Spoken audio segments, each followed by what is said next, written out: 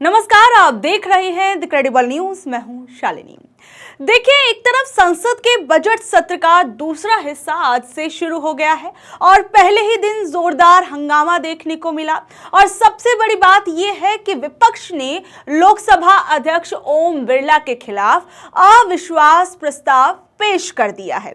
वहीं US, Israel और Iran जंग को लेकर भी आज संसद में भारी हंगामा देखने को मिला।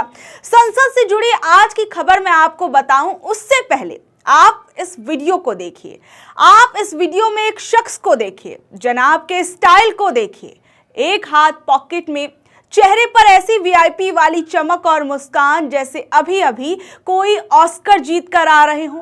मीडिया की तरफ हाथ तो ऐसे हिला रहे हैं मानो कोई बड़े भारी जननेता हो या किसी ब्लॉकबस्टर फिल्म के सुपर हीरो। लेकिन आप धोखा मत खाइएगा, ये ना तो कोई फिल्मी सितारे हैं और ना कोई दिग्गज नेता और ना ही मैदान में चौके छक्के जड़ने वाले कोई खिलाड़ी।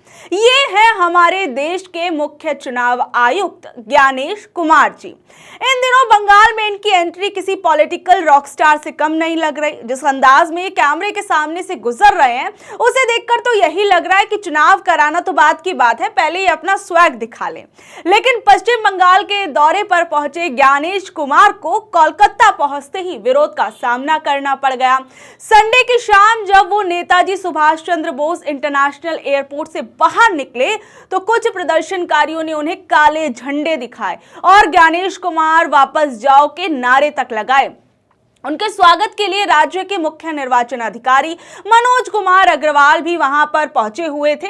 लेकिन जिस तरीके का नजारा एयरपोर्ट के पास देखने को मिला वो अपने आप में यह बयां कर रहा था कि किस तरीके से देश के चुनाव आयुक्त को लेकर जो लोग हैं वो काफी ज्यादा नाराज थे बंगाल की सड़कों पर। वहीं दूसरी ओर ज्ञानेश कुमार जी जब आज कोलकाता के मशहूर काली घाट मंदिर में पूजा करने पहुंचे तो उन्होंने सोचा होगा माता जी का आशीर्वाद लेंगे, लेकिन वहां भी जनता ने उन्हें काले झंडे दिखा दिए और विरोध किया। लेकिन वहीं इसी दौरान एक सबसे मजेदार मोड़ तब आया जब वो मंदिर से बाहर निकलते हैं तो अपने साथी से उन्होंने बंगाली भाषा में कुछ पूछा, फिर वही बात उन्होंने मीडिया में कह दी। अब आप ही बताइए, चुनाव आयोग के मुखिया हैं या ये किसी चुनावी रैली के उम्मीदवार? हाथ जोड़ते हैं, बंगाली भाषा में जनता को संबोधित करते हैं और उनका ये अंदाज तो ऐसा लग रहा था मानो कि कोई बड़ा नेता किसी चुनावी राज्य के वोटरों को रिझाने की पूरी कोशिश कर रहा हो। एक बार आप ज्ञानेश कुमार जी का उस समय का नजारा देखिए और किस अंदाज में वो बोल रहे थे उसे भी सुनिए।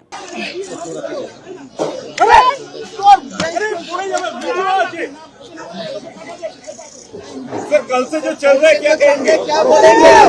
वेस्ट बंगाल के सभी भाई बहनों को मेरा नमस्कार। काली माँ सभी को भालो रखे। जय भारत, जय हिंद। देखिए, पश्चिम बंगाल की राजनीति में इस वक्त वोटर लिस्ट को लेकर आर पार की जंग छिड़ी हुई है। असल में चुनाव आयोग ने एसआईआर के नाम पर वोटर लिस्ट की जो सफाई की है उसमें बंगाल समेत देश भर के लाखों लोगों के नाम कट गए। मुख्यमंत्री ममता बनर्जी का अब ये कहना है कि ये सब जानबूझकर किया गया और इसी के खिलाफ वो कोलकाता के अंदर धरने पर बैठी हुई हैं। ममता बनर्जी का एक सीधा सवाल है कि अगर 2024 में इन्हीं वोटर्स के दम पर पीएम नरेंद्र मोदी प्रधानमंत्री बने तो अब चुनाव से ठीक पहले उनके नाम लिस्ट से क्यों गायब कर दिए गए?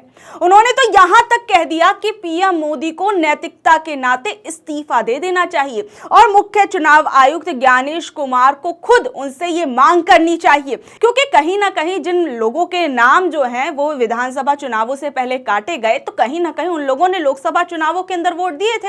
इसी आधार पर ममता बनर्जी अब ये कह रहे हैं कि पीएम नरेंद्र मोदी को सबसे पहला अपना जो पद है उसे त्याग देना चाहिए।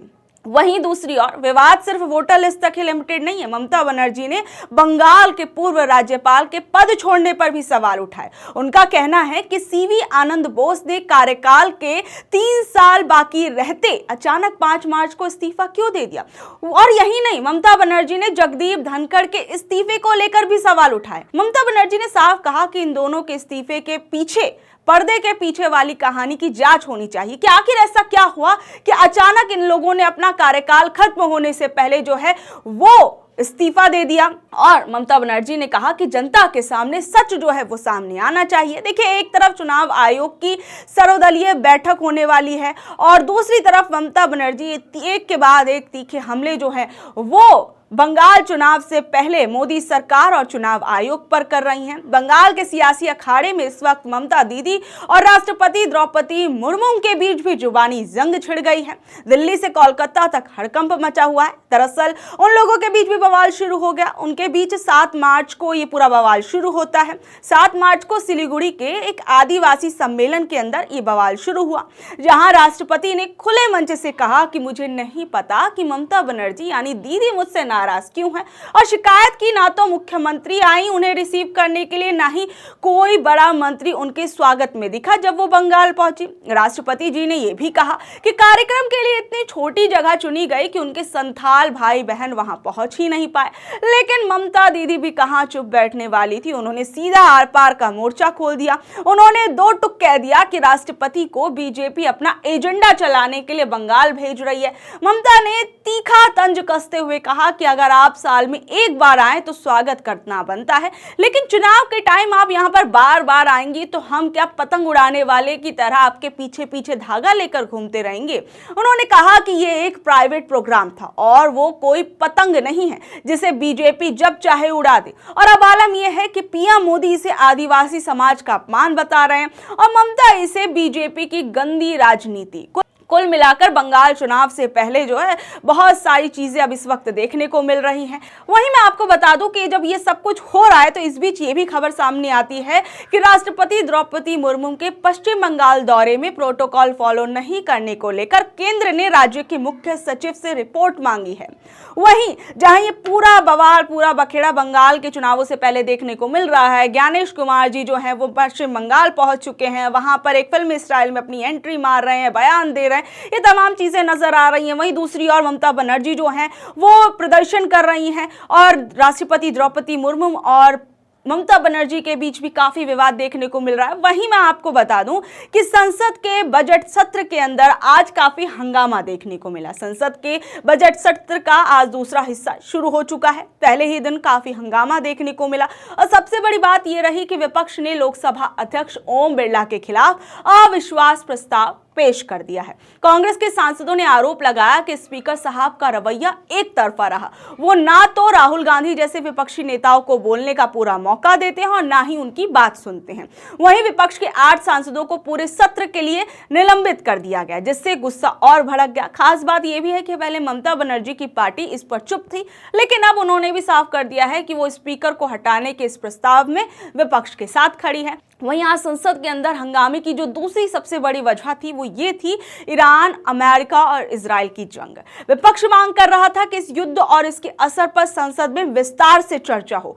वहीं विदेश मंत्री एस जयशंकर जो है आज संसद के अंदर बात कर रहे थे, वो अपना भाषण दे रहे थे, लेकिन जब वो अपना जवाब दे रहे थे, वो बता रहे थे कि किस तरीके से जो खाड़ी देशों से भारतीय हैं वो किस तरीके से वापस आ रहे हैं, इन तमाम चीज़ों को लेकर तो विपक्ष जो है वो कई सवाल पूछने लगा और राज्यसभा से विपक्ष ने वॉकआउट कर दिया। जयशंकर का कहना था कि ईरान की नई लीडरशिप से अभी संपर्क करना थोड़ा मुश्किल हो रहा है, लेकिन भारत शांति चाहता है। उधर राहुल गांधी, मल्लिकार्जुन खड़गे समेत तमाम विपक्षी सांसदों ने संसद के गेट पर खड़े होकर विरोध प्रदर्शन किया। अब सबकी नजरें इस बात पर हैं कि क्या ओम बिरला के खिलाफ ये प्रस्ताव पास हो पाएगा, क्योंकि इसकी बहस के दौरान खुद स्पीकर अपनी कुर्सी पर नहीं बैठ पाएंगे।